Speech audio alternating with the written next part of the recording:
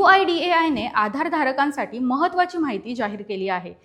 आधार कार्डमधील नाव, पत्ता, mobile number, email ID किंवा जन्मतारीख यासारखी माहिती अपडेट करायची असेल तर आता तुम्हाला शुल्क भरावे लागणार नाही. माय आधार पोर्टलवरून ओळख आणि पत्त्याचा पुरावा 30 सप्टेंबर 2026 पर्यंत मोफत अपडेट करता येणार आहे. ही सुविधा फक्त ऑनलाईन अपडेटसाठी लागू आहे. मात्र आधार केंद्रावर गेल्यास तुम्हाला शुल्क भरावे लागतील.